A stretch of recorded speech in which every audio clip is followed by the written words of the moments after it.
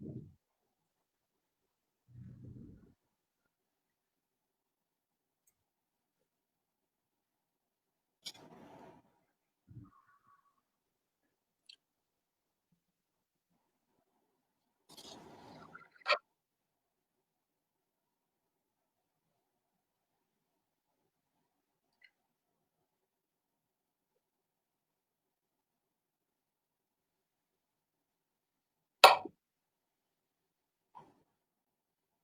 are live and you can start. Have a big smile on your face. Yes, sir. गेसो संवाद के सभी viewers का हार्दिक अभिनंदन। आपके साथ में जो आपके परिवार के सदस्य भी हमारे गेसोइट्स परिवार के साथ जुड़े हैं, उन सब का भी हार्दिक स्वागत। और आज मैं पहली बार एज ए मॉडरेटर आप लोग के सामने आई हूँ और ये एक सिर्फ आज मेरा टर्न है, बाकी तो हम सभी संवाद में यहाँ जुड़ते हैं। किसी ना किसी एक कोई जिम्मेदारी निभानी होती है, तो आज मैं निभा रही हूँ। मैं बताना चाहती हूँ कि आज हमारे बीच में जो भी हमारे आज के स्पीकर हैं इस संवाद में, उनकी तारीफ में मैं जो भी कुछ बोलूंगी वो बहुत कम है, क्योंकि बहुत ही कम उम्र में उन्होंने बहुत अच्छा मुकाम हासिल किया है।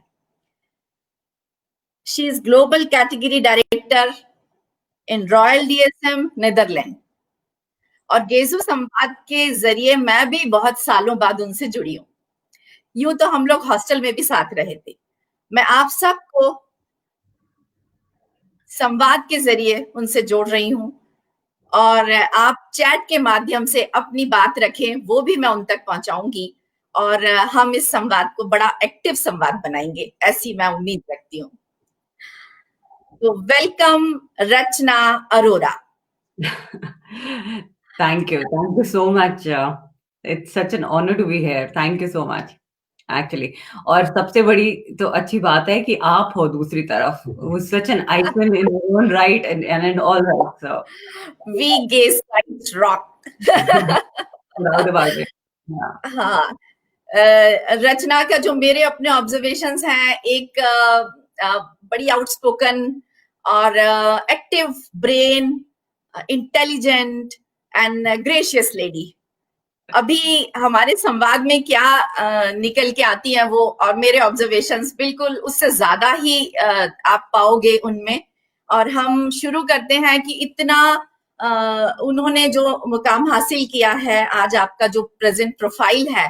रचना, पहले तो आप अपने प्रोफाइल के बारे में बताएं, आप अपनी कंट्रीज के हैंडल कर रही हैं, हेडशिप के बारे में थोड़ा सा डिटेल बताएं और आपका प्रेजेंट प्रोफाइल हम लोगों को एक्सप्लेन करें। जरूर। वेल एक्चुअली अभी मेरा जो रोल है वो है एक global category director in Royal DSM. So the company name is called royal, इसलिए क्योंकि हॉलैंड में ये होता है कि जो भी 100 years से ज्यादा होता है, they are classified as royal. So that's the reason why royal. It's not because I am royal. Very nice. तो हाँ जी, कैसे आप ग्लोबल टर्म को भी डिफाइन करें, कैसे वो लेवल है? सो हॉलैंड यहाँ पे लिम्बर्ग में हेडक्वार्टर्स है डीएसएम का, and I am a part of a corporate function, और हेडक्वार्टर्स में मेरा ऑफिस है, and I'm responsible for a global category spanning across all the geographies and responsible for close to about 600 million euros of spend at the corporate. And it's basically one segment of indirect procurement, as we call it. Indirect वो होता है कि anything which does not go directly into production and operations is all indirect. मतलब आपकी HR services, आपकी सारी legal, financial services जो companies लेती हैं, marketing, communication, everything about travel and facilities. So that segment I am responsible for. And इसमें मतलब अकेले तो कुछ नहीं होता है, and then I've got a very nice global diverse team who's stationed in US, in Singapore, in Shanghai, in other parts of Europe, and a big team here in Netherlands. So ये अभी का current role है. But I've been with the company for 14 years, so बहुत engaged DSMer रही हूँ, and a very proud one. Wow, ये हमारे gestures के लिए भी बहुत प्राउड मोमेंट है। बहुत अच्छा लगा ये जानकर। इतनी कम उम्र में रचना, कैसे ये सब हासिल किया? क्या क्या फोर्स है जो आपने मतलब इस फास्ट फास्ट इसको अचीव किया? एक तो वैसे उम्र कम नहीं है कहीं कहीं नहीं, नहीं, ऐसा नहीं है, ये सच है कि बहुत कम। और बहुत जल्दी आपने उसी कंपनी में रह के अपने लेवल इंक्रीज किए हैं, तो ये भी एक ऐतिहासिक है, मैं मानती हूँ इसको। तो क्या फोर्स है, कैसे इतने जल्दी आपने इस चीज को अचीव किया है? नहीं, first of all, I think you're being very kind in your words and your description about me. So please, but I'll accept it with all graciousness. Actually, well, मैं नहीं कहती कि इतनी कम उम्र में मैंने करा, but I think to a certain extent, जब जो चीजें सारी चीजें करनी चाहिए थी वो तब करी. In fact, right from the start, because as soon as I passed out, I also got married, so which got me कि एक milestone, you know, हो गया. And उसके बाद I've been working ever since I passed out in 1996. और जब opportunities आती रही तब लेती रही, और कभी किसी चीज को मना नहीं किया इनफैक्ट. और different directions, I would say career choices took me to, and different opportunities, and I joined. आपने हाँ, आपने बताया अभी जैसे कि अपन ने थीम भी रखी है इसकी कि embrace changes, it's constant. Really I mean ये चेंजेस जो वेरिएबल है, आप उसको, आप जो बोल रहे हैं कि आप टाइम टू टाइम उसको एक्सेप्ट करते गए और आपने उसको किया। बट लाइक आप केमिकल इंजीनियरिंग को बिलोंग करती हैं रचना, और जहां तक मेरे नॉलेज में है कि इसमें मेन मेजोरिटी बहुत ज्यादा रही है जब आपने अपना करियर स्टार्ट किया था। और ऐसे में एक, और आप उस टाइम जो आपने 96 की पास आउट हैं आप, और 96 में आपने दिल्ली में जॉब ज्वाइन किया, तो उस टाइम आपने कैसे, जबकि प्रोसेस इंजीनियर की तरह आपने जॉब ज्वाइन किया था, तो आप केमिकल इंडस्ट्री में इस तरह से एक वुमेन एंट्री, कैसे ये सब हुआ और क्या देखती हैं आप इसको? वेल, एक्चुअली पास आउट होने के बाद मैं वापस जब दिल्ली आई तो इतना तो मुझे था कि केमिकल इंजीनियरिंग में I have to go into process का मतलब कि मुझे प्रोडक्शन प्लांट्स में कहीं ना कहीं पे उस तरीके की जॉब अप्लाई करनी पड़ेगी. बट मुझे था कि I have to get into sort of engineering consultancy. And idea तो ये था, बट आपको पता है जब पास आउट होके आते हो तो ऑप्शंस इतनी सारी नहीं होती एज लॉन्ग, अगर आपकी प्लेसमेंट नहीं हुई. तो उस टाइम पे बहुत बहुत सारी जगह पे अप्लाई किया, अपना सारा नेटवर्क से कांटेक्ट किया, अपना सारा नेटवर्क है इनफैक्ट. नेटवर्क यानी कि आपने जैसे आप एक डॉक्टर पेरेंट्स की इकलौती बिटिया हैं, तो क्या आपने वो नेटवर्क यूज किया कि आप केमिकल इंजीनियरिंग में जा रही हैं तो आपको एक मेडिसिन वाला बैकग्राउंड मिला, या कैसा नेटवर्क यूज किया आपने? कहाँ कहाँ कांटेक्ट किया, या क्या अप्रोच रही आपकी? नेटवर्क उस तरीके का कि जो एनीबडी हु वाज एस्टैब्लिश्ड, और मतलब कॉन्टैक्ट्स, मतलब मम्मी के कॉन्टैक्ट्स थे, और फ्रेंड्स एंड रिलेशंस के कॉन्टैक्ट्स थे, और सारे के सारे प्लेसमेंट एजेंसीज थी. तो मुझे अभी तक याद है कि at least I think 100-200 copies of resumes निकाले थे मैंने, और I did actually given out to everybody possible. और उस तरीके से मतलब एंट्री मिली. And the good part was कि my first job was with a Swiss cement consultancy firm called as Holtech. और वहां पे मुझे एज अ ग्रेजुएट इंजीनियरिंग ट्रेनी लिया, और बहुत जल्दी within 3 months, you know, मतलब उन्होंने दे give me a permanent position, and then I moved along with it. तो that's how I entered engineering field. Okay, तो आपने 96 में पास आउट है और 96 में आपको दिल्ली में जॉब मिला। वैसे मैंने आप में देखा था एक सबसे बड़ा चेंज, जब हम सबसे पहली बार आपको, हम गेसू टाइम से स्टार्ट करते हैं, कि हॉस्टल में मुझे पता चला कि दिल्ली दी कुड़ी आ गई है। और उस टाइम मैंने देखा कि एक सीबीएसई टॉपर, और दिल्ली की मेट्रो की स्कूलिंग, और पेरेंट्स दोनों डॉक्टर्स हैं, इंजीनियरिंग में रचना, वो भी मेट्रो सिटी दिल्ली से उज्जैन में आ गई। ये भी एक बड़ा मेजर चेंज था। और ये मैंने उस टाइम ऑब्जर्व किया कि आप उस टाइम भी बड़े काम कूल थे, एक्टिव थे, लेकिन ऐसा लगता था कि कुछ ऑब्जर्वेशंस आपके चल रहे हैं चारों तरफ। तो ये फर्स्ट चेंज आपने कैसे, दिल्ली से आप उज्जैन कैसे चुना, कैसे आए जब आपका जो प्रोफाइल ये था कि आप एक सीबीएसई टॉपर थे, तो कैसे आप गेसू में आए? हाँ, एक्चुअली मैं पहले इनिशियली तो कुछ कुछ इंटरेस्ट मेरा मेडिसिन में था, कुछ कुछ इंटरेस्ट मेरा इंजीनियरिंग में था, तो आई दोनों के एंट्रेंस एग्जाम्स तो मैंने दिए थे, but I had not prepared for that.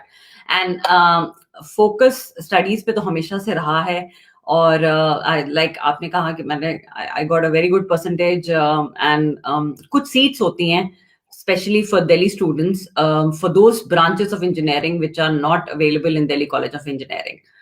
So through that actually ये प्लेसमेंट हुई मेरी। और उस टाइम पे उज्जैन के बारे में कुछ नहीं पता था, और हमारी फैमिली भी, मतलब I am born brought up in Delhi, कुछ नहीं, कोई आइडिया नहीं था कि उज्जैन है क्या। उज्जैन का नाम भी उस टाइम पे नहीं मुझे पता था इनफैक्ट। और एक क्राइटेरिया मुझे अभी तक याद है कि मम्मी के साथ गई थी मैं प्लेसमेंट में, और तब ये क्राइटेरिया था कि गर्ल्स हॉस्टल होना चाहिए जरूर।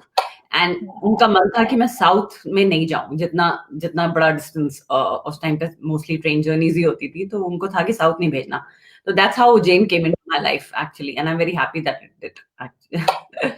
तो आपको कुछ ऐसा कल्चरल शॉक सा लगा जब आप मतलब जैसा लगता था मुझे कि आप जिस तरीके से पली बड़ी हैं और उज्जैन में आई, तो इस तरह का कुछ आपको महसूस हुआ? सॉलिड कल्चरल शॉक तो बता दूंगी। क्योंकि मैं तो भोपाल से ही आई थी, लेकिन मुझे भोपाल ही से मध्य प्रदेश में रह के थोड़ा सा लगा था, तो इसलिए मेरे मन में आ रहा था कि आपको क्या लगा था जैसे ही आप आए, तो आपको क्या फीलिंग थी उज्जैन और गेसू को देख के? नहीं, बिल्कुल, आई मीन कल्चरल शॉक तो आई वुड से इज एन अंडरस्टेटमेंट। एक्चुअली काफी बड़ा कल्चरल शॉक लगा था। मुझे समझ नहीं आया कि ऐसा हुआ क्या है, और जिस तरीके से अपने कॉलेज लाइफ को इमेजिन किया था ना, वो एटलीस्ट फर्स्ट इंस्टेंसेस में वैसी तो बिल्कुल नहीं थी। और आने से पहले एक्चुअली, बिकॉज ये सितंबर में शुरू होता है हमारा सेशन, इससे पहले मैंने डीयू में हंसराज में इलेक्ट्रॉनिक ऑनर्स ज्वाइन किया था, बिकॉज उसमें था कि मार्क्स इतने अच्छे आए हुए थे कि लगता था कि हाईएस्ट जिसमें कट ऑफ है वहां पे ज्वाइन करो। तो 3 महीने मैं एक्चुअली डीयू में करके आई थी, बट ये था कि डिग्री मिल रही है यहाँ पे, तो why not give it a shot. So that's how I joined. और फिर आने के बाद hostel was quite a different experience. आपको पता है, आपके साथ ही थी मैं विद्योत्तमा में। अंदर आके समझ नहीं आया कि कैसे आया, और and only child of parents and quite a spoiled one actually, to be honest. तो काफी डिफरेंट था सब कुछ, राइट फ्रॉम खाना टू कपड़े धोना टू एवरीथिंग। तो मुझे याद है हॉस्टल में आप और आपके साथ में नीना थी, वो आप लोग नॉनवेज खाने फ्रीगंज भाग जाया करते थे, ऐसा कुछ था? कुछ ऐसी यादें आपकी? बिल्कुल बिल्कुल, ये सही है। तो आप नॉनवेज की शौकीन है, या उस टाइम कुछ और अल्टरनेट नहीं समझ आता था इसलिए फ्रीगंज जाते थे, ऐसा कुछ था? नहीं, नॉनवेज की तो शौकीन हुई, फूडी तो हूँ अभी तक। ओके। हॉस्टल के हमारे कई लोगों ने मुझे आज सुबह से मैसेजेस किए कि बड़ी स्टूडियस स्टूडेंट थी वो, जब वो हॉस्टल में रहती थी। कुछ ने बोला मोस्टली केप्ट टू हरसेल्फ, कुछ ने बोला कि बिल्कुल प्रैक्टिकल गर्ल फोकस्ड थी, और कुछ ने ऐसा बोला है कि वो हॉस्टलर काफी फ्रेंडली थी वो, लेकिन फिर भी अपने काम से अपने आप में रहती थी। तो आपको इस तरह से कुछ है, आपके कोई ऐसी मेमोरी है हॉस्टल की जो आपको लगता है कि गेसुआइट से जुड़ी है, जो आप में आज तक है वो चीज? Actually, I'm actually an introvert to a great extent. मतलब अब तो ambivert हो गई हूँ, बट शुरू से इंट्रोवर्ट ही थी। और हॉस्टल में जैसे आपने बताया ना, शुरू में तो जब मैं आई थी तो मुझे लग रहा था कि कोई कॉमन कनेक्शन माइंडसेट का, बातें करने का, मैं कैसे कनेक्ट करूँ, वो वाली चीजें बहुत ज्यादा मेरे दिमाग में रहती थी। And that's also one of the reasons why I kept to my self.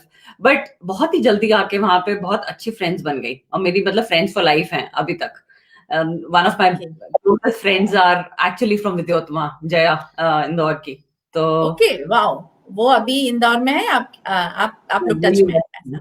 वो यूएस में है, हाँ। ओके, वाओ, बहुत थे इनफैक्ट, मतलब नीना, अंजू हमारी क्लास में, एंड ऑल दैट, एंड आप लोग सारे के सारे सीनियर्स एंड जूनियर्स, मतलब आई सी people actually who आपके are on. साथ अंजू भी थी आपके साथ में, उसने हमें ज्वाइन किया है, वो चैट में दिख रहा है कि आप लोग दोनों को देख के मुझे अच्छा लगा है। वो आपके बैच की थी अंजू, आप लोग 3 गर्ल्स थे।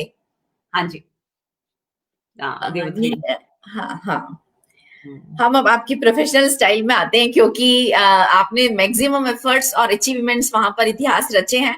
तो मुझे ये बताएं कि जैसे आपने बहुत कम उम्र में बहुत जल्दी शादी कर ली, और मैं सारे गेस्ट वाइट्स को बताना चाहती हूँ कि इन्होंने गेस्टों से ना केवल डिग्री ली है बल्कि लाइफ पार्टनर भी लिया है, और वो इनके क्लासमेट मिस्टर नीरज अरोरा, जिनके साथ इन्होंने 96 की पास आउट है और 98 में मैरिज की।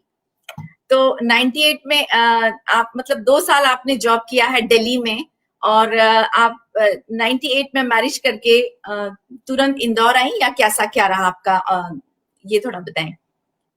एक्चुअली राइट आफ्टर कॉलेज के बाद मैंने, जैसे मैंने बताया, हॉलटेक में ज्वाइन किया। उसके बाद जब शादी हो गई तो Neeraj was working in Bitstone, फिर I followed him back to Indore. एंड इंदौर में ये था कि इंदौर में मैंने फिर से एक कंसल्टेंसी में ज्वाइन किया। आपने जॉब छोड़ दिया दिल्ली का, जो आपने ओके, ये भी एक बहुत बड़ा चेंज था, क्योंकि आपने जो जद्दोजहद से दिल्ली में किया था और 2 साल के अंदर आप 98 में इंदौर आई, तो आप जॉब छोड़कर आई और इंदौर सेटल हुआ। That was also a big change and your decision. Then how did you manage it? क्या आप आए हो तो तुरंत तो आपके हाथ में जॉब नहीं था, आप इंदौर में सेटल हो गए उस टाइम? कहाँ दिल्ली में ही हुए थे? कहाँ? नहीं, वहां से निकल के इनफैक्ट जब इंदौर में आई तो इंदौर में मेरा आइडिया था कि let me relax for a little while, फिर उसके बाद नौकरी ढूंढेंगे करेंगे।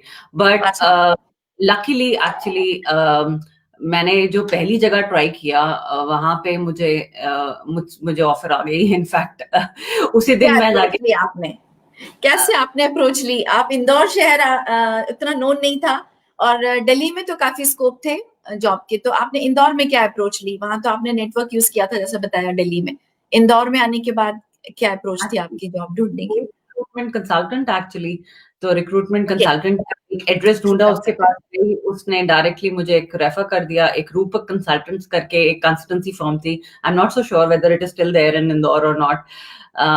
और उनके एमडी थे, उसी दिन उन्होंने इंटरव्यू सेट कर लिया। एंड मेरा प्रोफाइल में भी वैसा था कि जैसे उनको चाहिए था।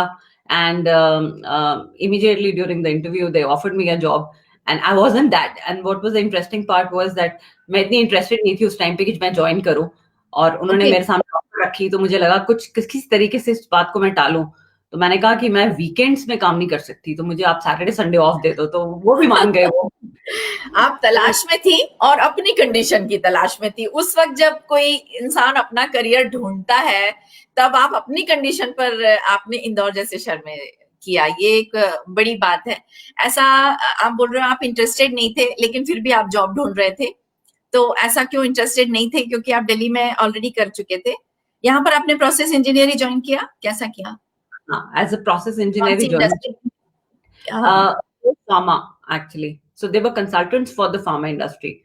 तो वही as a engineering consultant join किया। और मतलब इसलिए इंटरेस्टेड नहीं थी क्योंकि अभी नई in fact I just recently got married, और उस टाइम पे लग रहा था कि let me enjoy the couple of first months of getting married, which was very unlike, क्योंकि मैं काफी like I said committed थी अपनी पढ़ाई में and for career, but somehow things kind of fell my way and I liked doing what I was doing at office also, so I kind of continued. And कैसे आपके वहां पर company में कैसा था? मतलब जैसे केमिकल इंजीनियरिंग में उस टाइम थे, गर्ल्स का कंट्रीब्यूशन था कंपनी में?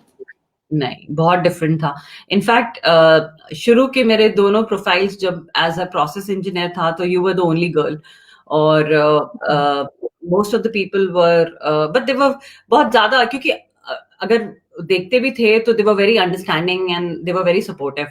तो ये तो मेरी हमेशा ब्लेसिंग रही है कि I have always got very good seniors, I would say, और at least कोई ना कोई मिला है who has actually always guided me and mentored me through that process. तो और दोनों organizations में मेरे पास कोई ना कोई था when I was there in the process. वहीं जाने के बाद आपका नेटवर्क बना था या पहले से नेटवर्क के थ्रू आप गए थे?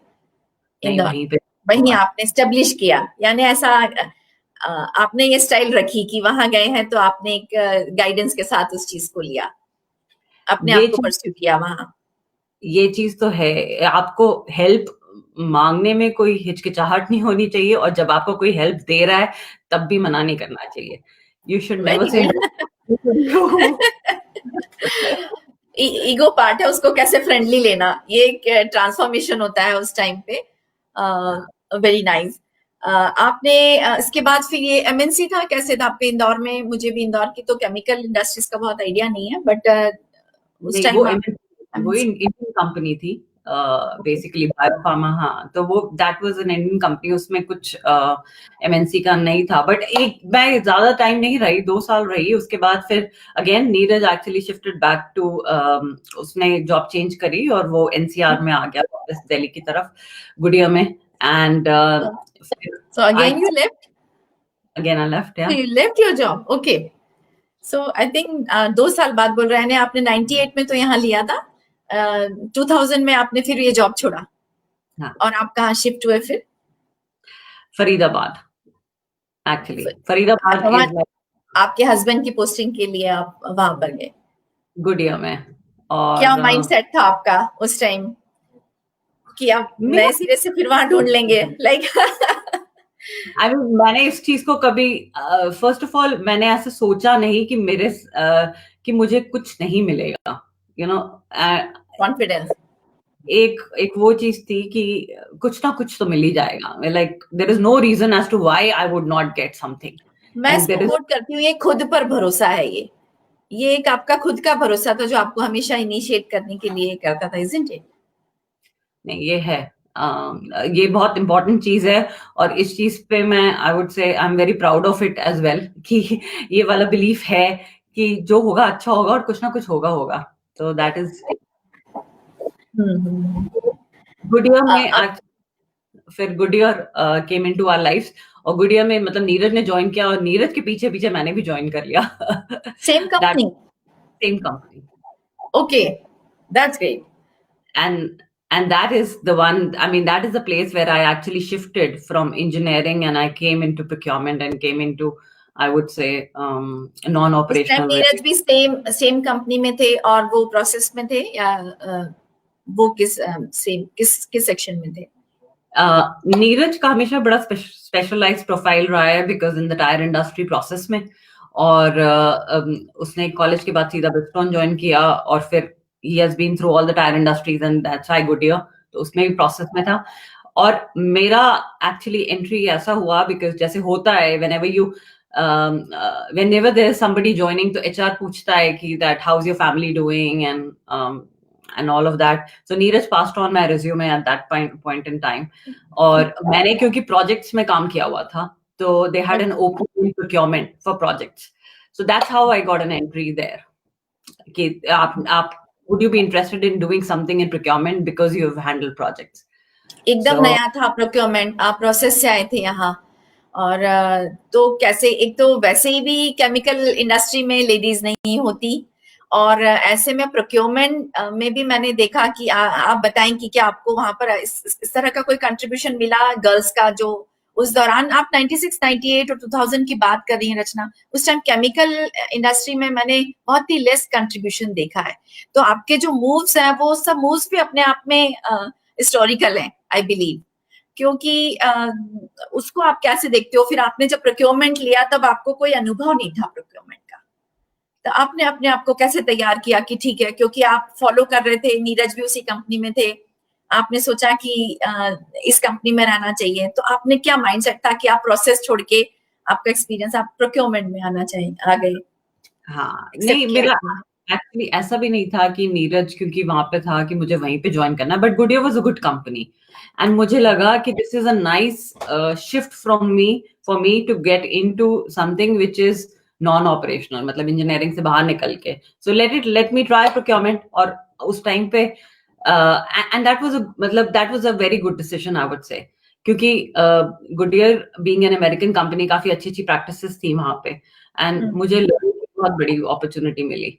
और कैसे आपने कैसे आपने बैलेंस किया, क्योंकि आप वाशिफ भी हुए थे, आप लोग की फैमिली भी एक्सटेंड हो रही थी, और आपका एकदम न्यू प्रोक्योरमेंट में आप स्टार्ट कर रहे थे, आपको वहां भी स्टेब्लिश करना था, जैसा आपकी वो लग रही है पर्सनालिटी कि आप जहां रहोगे अपने आप में गट्स के साथ रहेंगे। तो कैसे आपने, क्या चीज थी जो आपको ये सब बैलेंस करा रही थी या मैनेज कर रही थी? एक एक मतलब एक सेंस ऑफ वो होता है ना कि दैट सेंस ऑफ पर्पस कि करना ही है उसमें कर रही थी बैलेंस भाई को।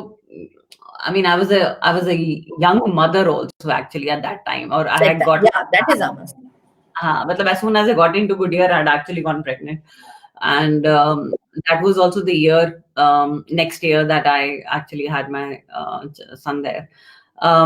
It was क्या कर रही थी मेरे को मतलब मुझे हमेशा ना वैसे मैंने कहा है कि बहुत सपोर्ट मिला है, अब चाहे अपनी ऑर्गेनाइजेशन से, अपनी फैमिली से, और मुझे ऐसे वर्क लाइफ बैलेंस का कोई इतना बड़ा इशू नहीं लगा, और मैंने उसको समझा भी। अगर इश्यूज आते भी हैं तो I never taken that as a factor which is going to stop me from doing what I wish to do. At least I tried not to. तो वो वाली और नई फील्ड में आई थी तो नया तो कुछ सीखना ही था, और लर्निंग एजिलिटी उस तरीके की आप समझो कि करना था वो कर लिया, और ये बहुत जरूरी है। चैलेंजेस आते हैं क्योंकि being a lady I understand कि हम जब भी कोई जॉब में होते हैं और बेबी भी छोटा होता है और फैमिली के भी अपनी उस टाइम नीड्स होती हैं और करियर की भी उसी टाइम पर पीक नीड्स होती हैं, तो कई बार मैंने देखा कि लेडीज उस एक ब्रेक डाउन पॉइंट पे आती हैं कि या तो वो जॉब छोड़ती हैं या समथिंग कहीं कॉम्प्रोमाइज करते हैं। तो ऐसा आपका कोई पॉइंट आया कि ऐसा ब्रेकिंग पॉइंट की घर देखें कि जॉब देखें, ऐसा समथिंग? ऐसा तो कोई भी ऐसी आई डोंट थिंक ऐसी कोई भी मदर होगी जो जिसके लाइफ में ये नहीं आया होगा। मेरे साथ ही होता था कि व्हेन आई जॉइंड गुडिया तो और माय सन वाज बोर्न, रोज उठ के मुझे लगता था कि that today is the last day and I am going to work, और एवरी डे पर वो था कि एक एक दिन करके वो पास होता गया, और मुझे first 6 months were like all about tears कि सुबह सुबह उठ के कि कैसे जाऊं कैसे छोड़ूं, और कैसे निकले वो, और कि कल छोड़ दूंगी मैं, कल छोड़ दूंगी, और फिर होता था एक मन में कि नहीं एक दिन और देख लेते हैं, कुछ ना कुछ ऑप्शन निकल। मैं समझ सकती हूँ क्योंकि मैंने आज तक कोई लेडी नहीं पाई जो हर रोज ये सोचती है और चुप रहती है कि नहीं उसको करना है, और हर रोज इस भारी इस फीलिंग से जाना और अपने आप को प्रूव करना, वहां इस फीलिंग से जाना और फिर प्रूव करना, क्योंकि वहां तो उनको तो कोई पर्सनल रीजन चाहिए नहीं है, नहीं भी होने चाहिए ऑब्वियसली। तो मेरी लाइफ में भी ऐसा हुआ रचना, मुझे भी जैसे मतलब कहना चाहिए कि 4 months 6 months के लिए छोड़ना ही पड़ा। जैसे ये जो दिन आपके आए मेरी भी कंडीशन आई, और मैंने देखा जितनी लेडीज होती हैं सबकी आती हैं, even I am in teaching profession, लेकिन ये लेवल आता ही है क्योंकि एक छोटे बेबी के साथ आप प्रोफेशनल लाइफ को बैलेंस करना, तो मैं भी बड़ी अपने करियर को लेके बैलेंस करती रहती थी, लेकिन मेरा भी समय आया था जब मैंने मतलब 6 महीने के लिए छोड़ा था जॉब, तो आपने उसको निकाल लिया। आपने 6 महीने के लिए हाँ ओके नहीं मेरा निकल गया, मतलब आई एम वेरी हैप्पी कि वो निकल गया और स्मूथली निकल गया, बट हाँ उस टाइम पे हस्बैंड का सपोर्ट बहुत मायने रखता है। मुझे लगता है जब सेम प्रोफेशन में हस्बैंड वाइफ होते हैं तो हमारे यहाँ अभी बहुत ऐसे होंगे जो इंजीनियर्स कपल्स होते हैं, तो हस्बैंड का सपोर्ट इस टाइम बहुत मैटर करता है जब आप इस दौर से निकल जाते हैं।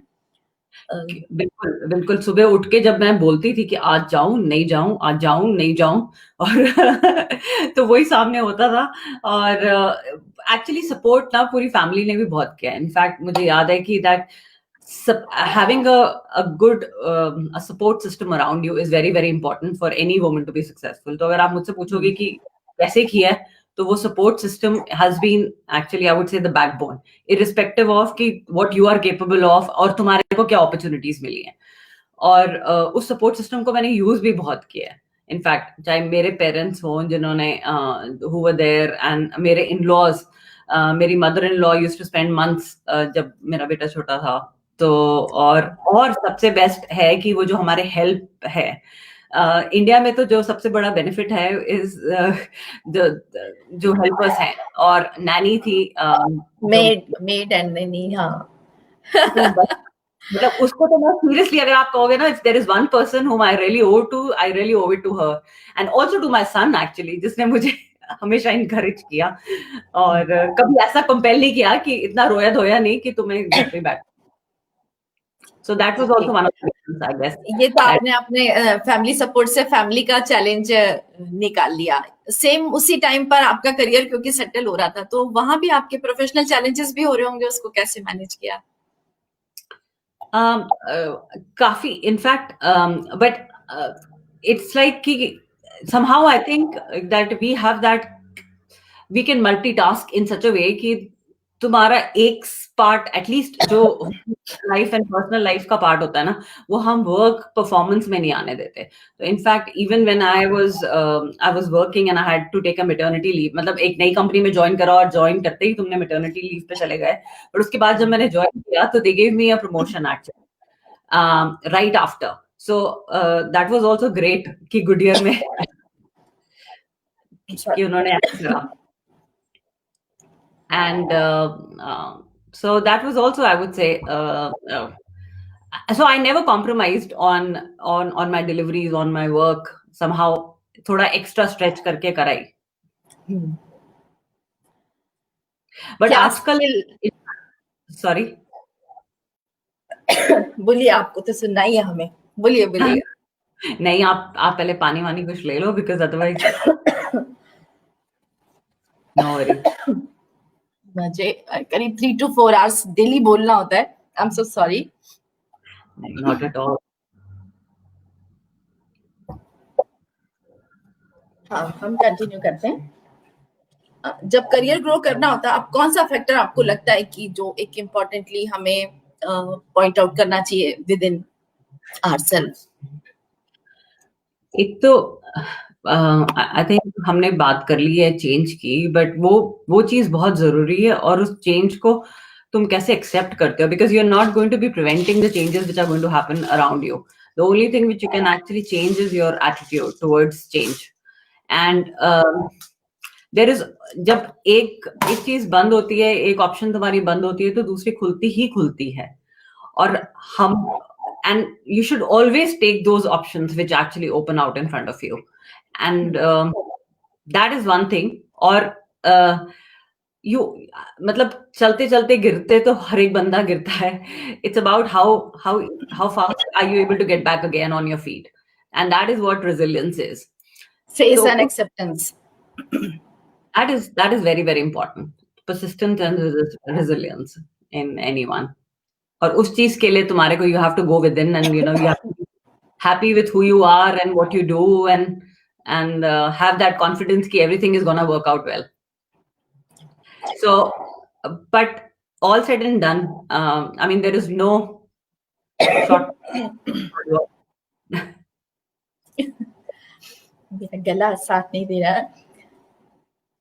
और बताएं आपकी, कैसे आपने सोचा कि अब यहाँ से आप लोग फिर इंटरनेशनली मूव कब हुए? कितने टाइम तक आप लोग दोनों यहाँ साथ रहे?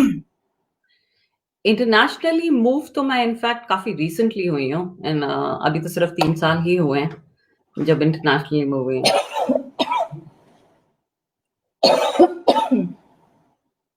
ओके। आप कभी ऐसा लगा कि आप लोग दोनों सेम प्रोफेशन में, सेम कंपनी में, कभी आपकी पर्सनल लाइफ में कुछ कंपनी का इफेक्ट यहाँ या घर का इफेक्ट कंपनी में, कभी ऐसा आपको लगा? आपने कैसे आप लोग दोनों ने इसको मैनेज किया? एक्चुअली एक एडवांटेज था कि हम दोनों, और ये एडवांटेज क्या है, ये तो इनफैक्ट कंपनी का रूल होता है कि दैट इंटर रिलेटेड डिपार्टमेंट्स में ना हो, बिकॉज ऐसा कुछ नहीं होना चाहिए कि दैट इंटरेक्शन उस तरीके की हो रही है that one person is dependent on other. And I would say that at the time of Goodyear, हम लोग, we were the first couple to be there in Goodyear. उसके बाद they actually changed policies. ये chemical industry के कारण ऐसा, chemical के कारण ऐसा हुआ, या पॉलिसी नहीं बनी थी कि साथ में कपल्स पहले नहीं? पॉलिसी नहीं बनी थी कि you did not have कि couples can work in a company. उस टाइम पे ऐसा नहीं। तो आप लोग ने अप्रोच किया था या कंपनी ने आपको किया? कि कंपनी नहीं किया, कंपनी ने किया, और उनको इनफैक्ट लगा कि that this is a good way कि आपके पास दो टाइप के दो टैलेंटेड प्रोफेशनल्स आ जाते हैं, तो why should we stop that? So that's how they attitude आपने वो रखा दोनों ने। फिर कैसे आप लीडिंग पोजीशन पे आई? कैसी कंपनी में आ गए थे आप? यहीं पर आपने कितने प्रमोशंस लिए, कैसे लिए, क्या किया आपने अपनी लीडिंग पोजीशन में आने के लिए? एक्चुअली इनिशियल ईयर्स में थोड़ा सा आपको you need to switch, first of all you need to be there in a company long enough कि तुम्हें उस कंपनी का कल्चर और उस कंपनी के कितने ग्रोथ प्रोस्पेक्ट्स हैं तुम्हारे लिए, वो चीज गेज करना बहुत जरूरी है। तो इनिशियल ईयर्स में आई वुड से कि मैंने 3 या 4 स्विचेस करे in initial years, and then I would say I found my home in DSM as such where I am right now. But उस तक पहुंचने के लिए मैंने एटलीस्ट 3 या 4 मूव्स तो करे हैं। उन मूव्स में आपने क्यों मूव्स किए? क्या कुछ स्किल पे आप ध्यान देते थे, या क्या हर बार आपने कुछ चेंज करना चाहा? क्योंकि आजकल बहुत ही कॉमन सिनेरियो हो गया है, बल्कि इन पैंडेमिक में भी अभी बहुत ही लोग फेस कर रहे हैं जो प्राइवेट जॉब में हैं, कि वो या तो स्विच ओवर कर रहे हैं अपनी कंडीशंस पे, या वो सेटिस्फाइड नहीं है जहां है इसलिए छोड़ रहे हैं। जब एक कंपनी से दूसरे कंपनी में हम जब मूव होते हैं या हमें पोजीशन मूव करनी होती है, डेफिनेटली एक कोई माइंडसेट थॉट चाहिए, हमें कोई ऐसा थॉट चाहिए जो हमें पुश करे। और दूसरा कि क्या करें, केवल जो है वही रहने से आगे नहीं बढ़ पाते। तो आपको ऐसा लगा कि कुछ डेवलप करना चाहिए, या आपने किया? नहीं, वो शुरू में जो मैंने आपको बताया वो 2 मूव्स तो because of whatever external reasons हुए, एंड उसके बाद के मेरे जो 2 मूव्स थे वो इनफैक्ट कैलकुलेटेड मूव थे, या मैंने प्लान करके मूव करा। और ये तो था कि I wanted to work in a multinational company. मैंने उसमें बीच में 2 बारी इंडियन कंपनीज में मेरे स्टेंट्स थे, और उसमें मुझे लगा कि I was not myself somehow. कुछ ना कुछ the culture wise and वो misfit रही, तो इसीलिए कैसे मिसफिट, यानी कैसे मिसफिट आपने माना? एक तो आपने अभी बोला कि आपने प्लान करके किया, तो प्लान में क्या फैक्टर्स आपने कंसीडर किए प्लान करने के लिए, कि जैसे मुझे मूव होना है या उसमें जाना है, जैसे आपने बोला एमएनसी में जाना है, तो एक एमएनसी के लिए क्या चाहिए, समथिंग लाइक दैट। क्या आपने प्लान किया ना? तो क्या प्लान किया, क्या चीज डेवलप करी? Actually for getting into a multinational company कुछ तो बेसिक इंग्रेडिएंट्स हैं जो you should be good in whatever you do. तो तुम्हारा जो फंक्शनल नॉलेज और कंटेंट नॉलेज जिस रोल के लिए तुम अप्लाई कर रहे हो, you should be very good in that, so that level of expertise has to be there. Next is your communication skills have to be good. You should be easily be able to articulate what you want to do and why you think you're going to be a good fit for that company. And मैं ये after experience की बात बता रही हूँ, मतलब I'm not talking about as soon as you get out of college, but if you're there in the starting years. So ये 2 तो basic चीजें हैं ही हैं, and कम्युनिकेशन स्किल और एक्सपर्टाइज, ये 2 चीज आपने बोली हैं। कम्युनिकेशन स्किल को भी हमारे यहाँ डेवलप करने में जो हमारे बडिंग इंजीनियर्स हैं वो भी ज्वाइन कर चुके हैं हमारे गेसुआइट्स के हमारे ग्रुप को। तो मुझे लगता है उन लोग के लिए भी कि वो जब स्टार्ट करते हैं तभी, जिसमें नहीं है तो वो इस चीज को तभी डेवलप कर ले, क्योंकि आज नहीं तो कल वो चीज करनी ही पड़ेगी। या आप सपोर्ट करते हैं इसको? तो कम्युनिकेशन स्किल जरूर डेवलप करना चाहिए। कितने दिन का, ज्यादा दिन का डिफरेंस नहीं होता है डिवोटेडली अगर करें तो। और दूसरा एक्सपर्टाइज का आपने बोला रचना, वो तो एक्सपीरियंस से ही आता है। बिल्कुल। या इसके अलावा कोई स्किल्स ऐसी होती है जहां पर आप डेवलप कर सकते हैं विद इन वन जॉब? आप एक जॉब में रह के एक्सपर्टाइज आप गेन करते रहे, स्किल लर्न करें कहीं। एक्चुअली ऑर्गेनाइजेशंस आजकल बहुत ज्यादा फोकस करती हैं तुम्हारी अपनी डेवलपमेंट में, बिकॉज दे रियली बिलीव कि जितना डेवलप अपने एम्प्लॉइज को करेंगी उतनी ग्रोथ कंपनी को मिलेगी। तो एंड उसको लेने के लिए you have to be a good performer in any organisation. तो you have to give more than you can take. तो ऑर्गेनाइजेशंस एक्चुअली जो कम्युनिकेशन प्रोग्राम्स की बात कर रही हूँ, वो ऑर्गेनाइजेशंस बहुत करती हैं। वो तुम्हारे को स्ट्रैटेजी वर्कशॉप्स पे भेजती हैं, they give you enough platforms कि you get enough projects so that you get the right kind of exposure so that you can plan your next step. तो ये एक माइंडसेट आपने बोला कि ज्यादा दो और कम भी मिल रहा है तो भी आप अपना ज्यादा देने का करो, तो आप में वो एक्सपर्टाइज डेवलप होगा। क्योंकि ये भी माइंडसेट होता है ना कि जितना मिल रहा हमने उतना कर दिया, अब और एक्स्ट्रा ये एक मेंटालिटी भी होती है, तो इससे ग्रो नहीं कर सकेंगे, काम चलता रहेगा। तो एक्सपर्टाइज डेवलप करने के लिए ज्यादा एफर्ट्स देने में विश्वास रखना चाहिए।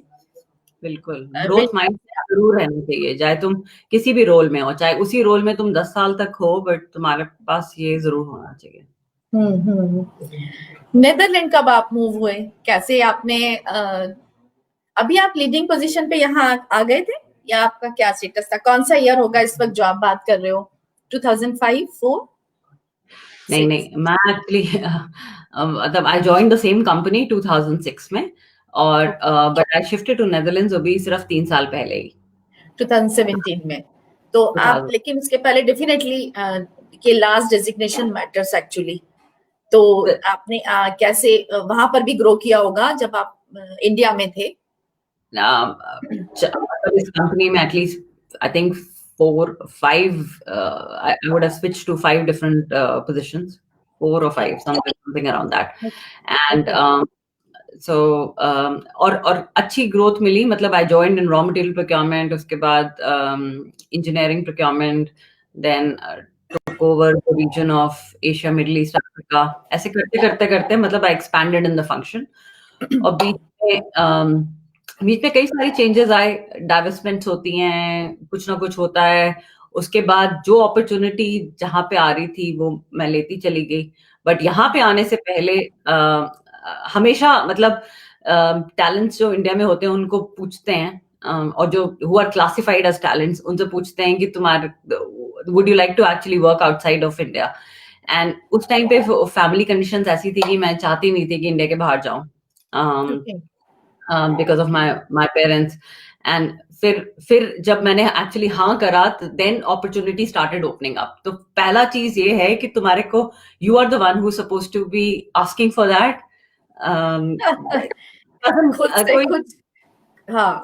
खुद से खुद के लिए क्वेश्चन करना है, ऐसा। बहुत सही।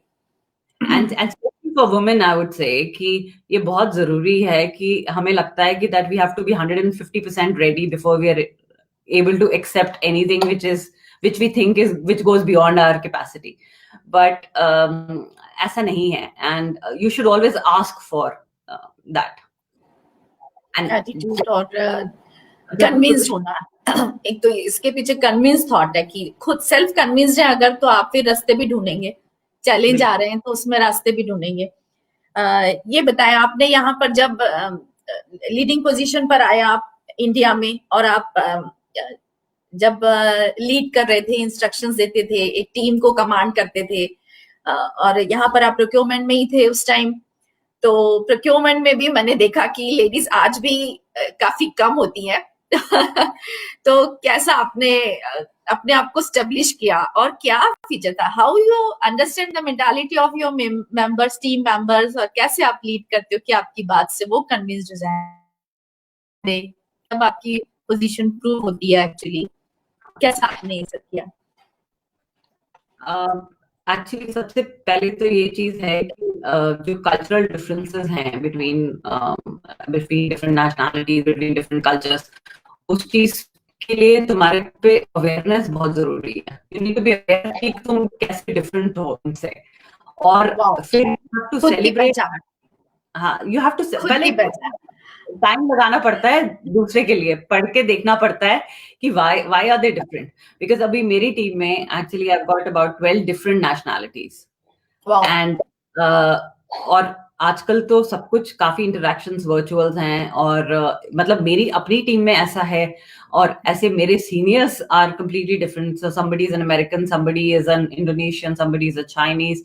तो इन सब के लिए पहले तो आपको खुद पहले देखना पड़ता है कि where are they coming from. Simple चीजें कि हाउ वुड यू कम्युनिकेट, आप उनको रिटन ईमेल कैसे लिखोगे, उनसे बातें कैसे करोगे, और फिर being aware of those differences and being conscious of it, and also I would से celebrating that differences together, because in all essential things everybody is one. मतलब फीलिंग सबकी एक जैसी होती है, everybody is coming from that. But क्या आप इससे एग्री करते हो कि जब लेडी मैनेजर होती है तो जो एक्सेप्टेंस होता है एक लीडर का, लेडी लीडर का, वो हर मेल में, इंडियन में आज भी ऐसा है कि डिफरेंट होता है। कई लोग उस चीज को फ्रेंडली या टीम के स्पिरिट में लेते हैं, लेकिन कई लोग लेडी का लीडरशिप एक्सेप्ट नहीं करते। ऐसा आपने कभी किया जब आप लीड कर रहे थे तो? ये चीज आपने बहुत कॉमन है। इनफैक्ट हमें लगता है कि इंडिया में ऐसा होता है, ऐसा कहीं नहीं, ऐसा हर जगह हो सकता है। और biases, I mean unconscious biases and biases always exist.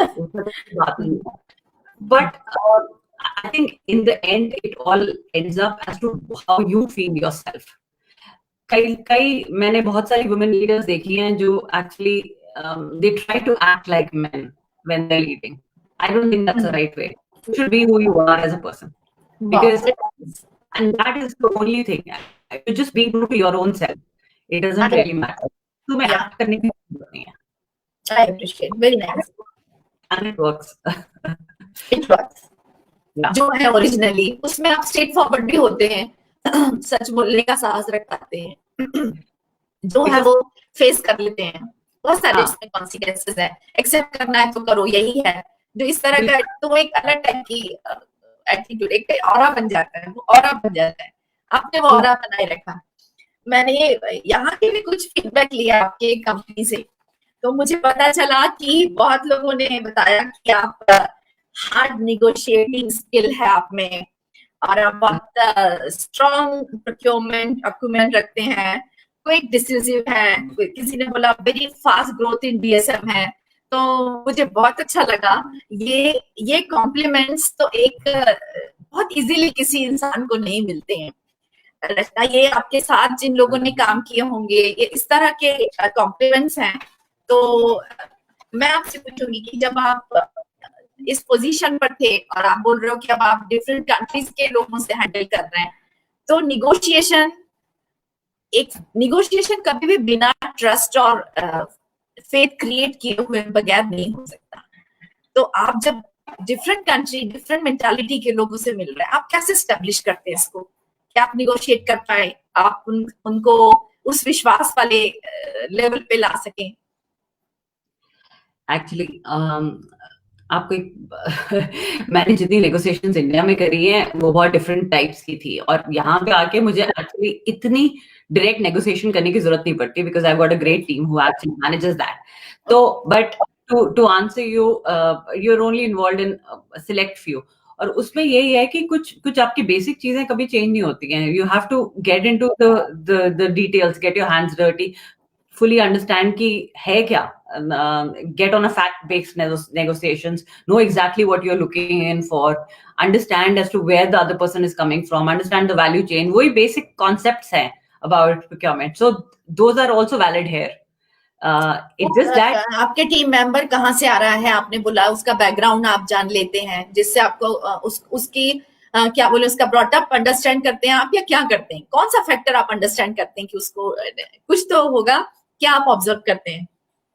Well, negotiation तो जब हम करते हैं तो वो आउटसाइड ऑफ द कंपनी से, मतलब with suppliers and other people, तो उनका तो यू हैव टू अंडरस्टैंड कि उनका बिजनेस क्या है, उनका basically what is their business model and how are you related to that. तो that's a very different and understanding of human people, तो it's always helps in any kind of relationship और transactions. आपने Indian team भी lead किया, वहां भी आप instructions देते थे, तो आपको कैसे रिएक्शन मिलते थे? और अब आप यहाँ पर डिफरेंट कंट्रीज के लोगों से रिएक्शन लेते हैं, तो क्या डिफरेंस लगा आपको? बहुत, मतलब कुछ चीजें मुझे बहुत ज्यादा चेंज करनी पड़ी अपने अंदर। इनफैक्ट स्वयं में, आपकी पर्सनालिटी में आपने चेंज की? हाँ, क्योंकि कई चीजें काफी हार्ड वायर्ड हो जाती हैं एज एन इंडियन। तुम्हें लगता है कि एक बार बोलने से काम नहीं होगा, तो सबसे पहले तो मैं जब आई थी तो मैं 1 या 2 रिमाइंडर के बिना तो काम ही नहीं चलाती थी, and they got really offended कि भाई you have already told us once, why do you have to repeat it? Don't you think that we understand it in one go? तो सिंपल चीजें ऐसी वाली, और एंड अच्छा भी लगता है। मतलब there is, I would say, less of noise, less of clutter, less of कि let's do it in this way. Creativity actually हमारे Indians में बहुत है, which really helps. But at times, simple process getting from A to B also helps. तो यहाँ पे वो चीज बहुत अच्छी है. तो उस चीज को रिलैक्स करा और बस. आपके ऑब्जर्वेशन और अंडरस्टैंडिंग है जो रिफ्लेक्शन से ट्रस्ट क्रिएट करते हैं. आपके ऑरा में हो रहा है वो चीज. Very nice. ये तो एक लॉन्ग टर्म की स्किल होती है रचना. मुझे लगता है इसमें तो कुछ ब्लेसिंग्स भी जुड़ी होती है. आप क्या सोचते हो कि ये स्किल केवल डेवलप करने से हो सकती है या गॉड गिफ्ट से स्टार्ट होती है? I don't think कि ऐसी कोई भी स्किल है, स्पेशली अगर आप टेक्निकल फील्ड को छोड़ के अगर आप मैनेजरियल फील्ड में चले जाओ तो ऐसी कोई भी स्किल है जो आप नहीं डेवलप कर सकते. But of course you have to work towards it. Yeah. So that is there. So experience actually counts and learning counts. पूरे आपकी जर्नी में ऐसा कौन सा फैक्टर आपको लगता है जो कॉमन है, जो आपने यूज किया हो? आपने बोला आप डेवलप करते, आपने चेंज किया. इंटेलिजेंस तो होता ही है डेफिनेटली, लेकिन क्या चीज थी जो आपको आपकी पूरी ग्रोथ में, करियर ग्रोथ में हेल्प करती रही आपकी पर्सनालिटी की?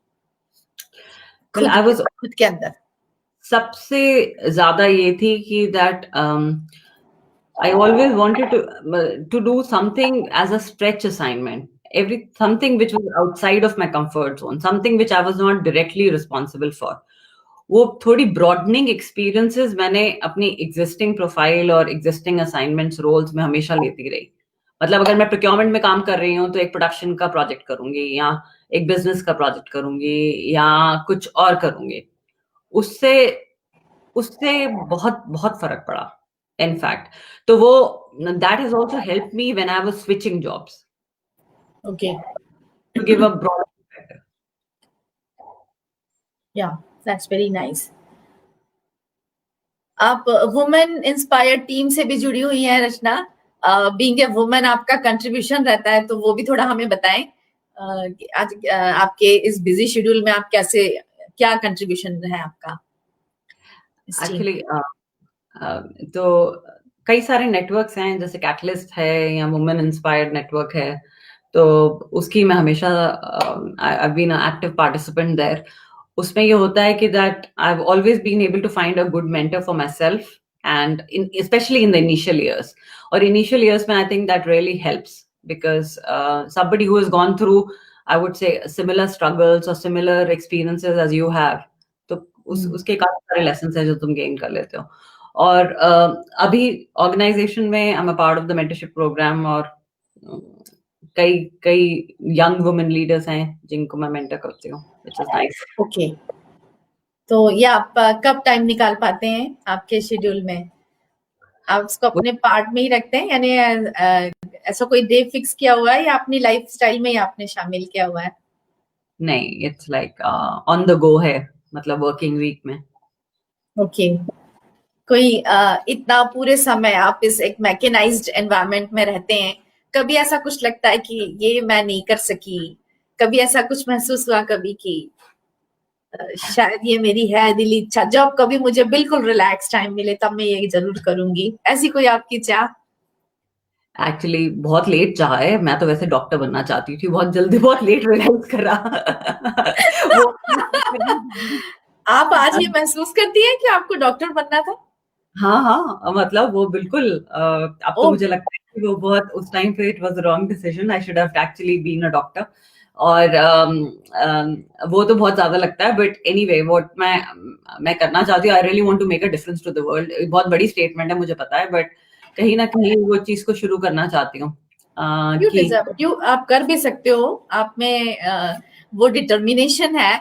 और तो मैंने देखा कि आपका एटीट्यूड है वो खुद के प्रति, तो आप बिल्कुल कर सकते हो. और गेसू ग्रुप से आप किस तरीके से जुड़ना चाहती हैं? जैसे हमारे इसमें अभी हमारे में जूनियर हमारे भी हैं, या जो बडिंग है अभी 20 पास आउट, वो लोग भी हैं. तो आप किस तरीके से उनको हेल्प कर सकते हैं, या गेसुआइट ग्रुप से आप किस तरीके से जुड़े रहना पसंद करेंगे? आई मीन प्रोफेशनली मेंटोर या इंटर्नशिप प्रोवाइड कर सकते हैं, क्या प्रोवाइड कर सकते हैं आप, कैसा? एक्चुअली इंटर्नशिप्स के लिए तो ये होता है कि हमारी इतनी we don't have a big organization back in India कि उसमें we don't take a lot of interns actually, तो बहुत Okay. डिफरेंट टाइप, तो उसमें तो मुझे लगता नहीं है कि that would really help, but I can still try wherever it's possible. But in terms of mentorship I would say कि I would say that people can reach out to me and I will try my best if I can help them, for sure. Sure. तो आप आपके email से contact करेंगे guess white का एक लाके, तो आप पसंद करेंगे एज ए मेंटोर, आप पसंद करेंगे जुड़ना. हाँ, that's श्योर. fine. ओके. और ऐसा आपके यहाँ स्कोप भी होता है कि प्रोजेक्ट्स में भी आप हेल्प कर सकते हैं, कोई अगर इस तरह के स्मॉल टारगेट के ड्यूरेशन के प्रोजेक्ट्स हों जिनमें आप अपने यहाँ गेसुआइट्स के जो भी होंगे उनको ही कभी कोई चाहता है अगर, तो ऐसा है कोई शॉर्ट टेन्योर के लिए? देख सकती हूँ मैं अभी. अब एक्चुअली मैं I would be able to commit anything उस वाली चीज में, तो के लिए तो, बट अगर कुछ होता है तो बहुत ही pointed, I would say if you were to reach out to me in the email with a very specific question, then I would get back. कभी ऐसा आपको लगता है स्कोप में, तो आप जरूर हमारे ग्रुप में मैसेज कीजिए, और हमारे यहाँ पर वो प्लेटफॉर्म भी है, आपको डिटेल्स बताएंगे. तो मुझे लगता है कि हमारा ये जो अचीव किया हुआ है, जो हमारी जर्नी है, वो हमारे अगली परंपरा बन जाएगी कि अगली पीढ़ी को भी मिलती रहे. और इतने बिजी आवर्स में कितने आप पर डे कितने आवर्स बिजी रहते हो रचना? एक्चुअली यहाँ नहीं, तो कम हो गई है. जितनी बिजी मैं इंडिया में थी उतनी बिजी मैं यहाँ पे नहीं हूँ, बिकॉज एक तो commuting was a big challenge. तो यहाँ पे आई वुड से it's a regular about 50 hours a week or something, ज्यादा ऐसा कुछ नहीं है. ओके. तो कैसे आप रिलैक्सिंग टेक्निक्स क्या यूज करते हैं? कोशिश करती हूँ मेडिटेशन करने की रोज, और डेली मेडिटेशन करते हैं आप? एंड यहाँ पे बहुत अच्छे ग्रीन्स हैं, नेचुरल रिजर्व्स हैं where I live right now, south part of Netherlands, तो lovely walks and all that, तो वो सब करती हूँ. और बहुत अच्छे फ्रेंड. हॉबी क्या है, हॉबीज क्या है आपकी? हॉबीज कुछ नहीं, मैं बोलने वाली थी गाना गाना, बट नहीं, आप गुनगुनाएंगे, हमें बहुत अच्छा लगेगा. आपको कोई नहीं अच्छा लगेगा, आपको पता नहीं है मैं कैसे गुनगुनाती हूँ, but jokes apart, but I am just saying that singing career तो मेरा लॉन्च और खत्म गेसु में ही हो गया था. But hobbies, I love reading, and so that is something which I really like. Reading में आप आपके प्रोफेशनल करियर ग्रोथ के लिए भी रीडिंग करते हैं? सेल्फ डेवलपमेंट बुक्स भी, और बट फिक्शन भी बहुत सारा, ऐसा कुछ नहीं, एनीथिंग एंड एवरीथिंग. कोई आप हमारे जो बुक रीडिंग हॉबी के जो लवर्स हैं उनके लिए कुछ सजेस्ट करना चाहती हैं, कोई बुक?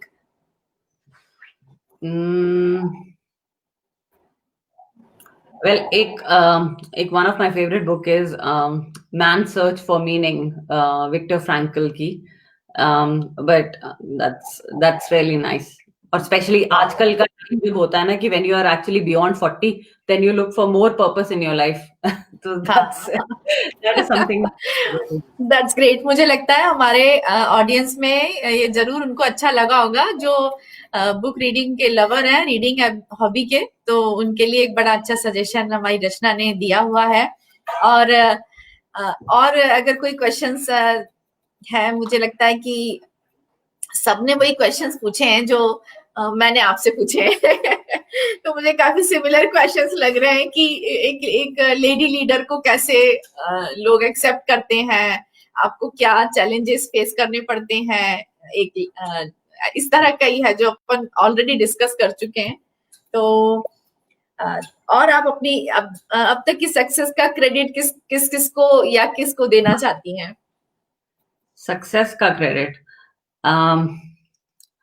सबसे पहले I think it's by God's grace, everything that everybody gets, so I'm very grateful for that. And my mom, वो मेरी सबसे बड़ी रोल मॉडल रही हैं. She was a very very independent person, and so kind and soft and everything good. So independence trait मेरे को वहीं से आई है. But आप सक्सेस का क्रेडिट बोल रहे हो, मुझे ऐसा लग रहा है जैसे मैं ऑस्कर ले रही हूँ, बट You deserve it. नहीं, गेसु संवाद में गेसुआइट्स आपको दे रहे हैं, आप उसे स्वीकार कीजिए, और आप डिजर्व करते हो, सीधी सी बात है, आप डिजर्व करते हो।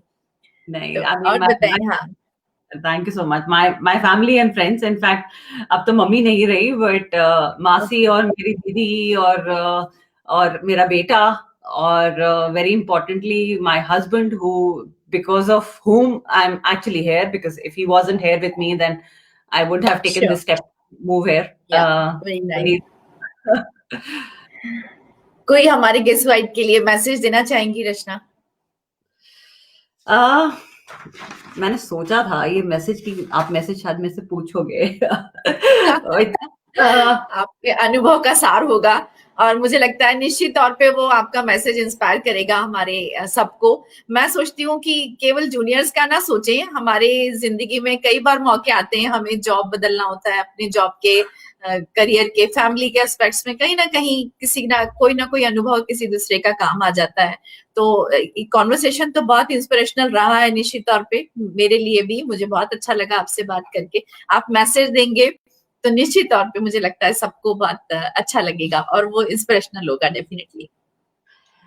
बस I mean, I'll say it in 3 simple words, like know, explore and grow. And जब मैं बोल रही हूँ no, I really it's like know yourself, know your own self, be content with who you are and what you have, because that's, I would say, the basis and the foundation of everything, and that's very, very important. Explore things which are outside of your comfort zone. Look for new opportunities, and that is again very important. And surround yourself with positive people when you're exploring, and grow. Always be with the growth mindset, and become a better version of yourself day by day. So know, explore and grow. गेसुआइट्स, बहुत अच्छा message दिया है रचना ने, no, explore and grow.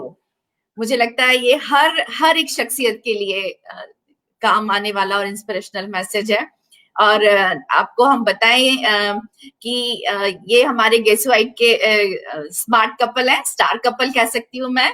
तो नीरज से भी हम, अगर आप पसंद करें तो कैमरे में वो 2 मिनट के लिए आए, और हम उनको एक उनकी लाइफ के लिए बेस्ट विशेस देना चाहते हैं आप दोनों को। Mister Neeraj Arora, chemical 96 pass out. Welcome Neeraj. बहुत अच्छा लगा आप लोग दोनों को देख के। आप गेसु संवाद से जुड़े रहे, गेसुआइट्स ग्रुप से जुड़े रहे, और आप लोग का contribution. Thank you very much. Thank you audience, आप लोग इतनी देर तक हमारे साथ जुड़े। मैंने पूरी कोशिश की कि मैं आपको आपके मन के क्वेश्चंस रचना तक पहुंचा सकूं, और आप तक उसका आंसर पहुंच सके।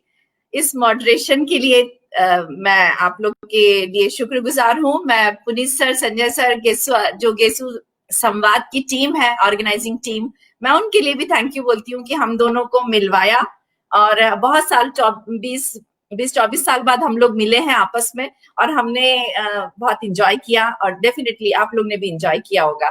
Thank you very much. Thank you so much. Thank you so much for having me. Thank you.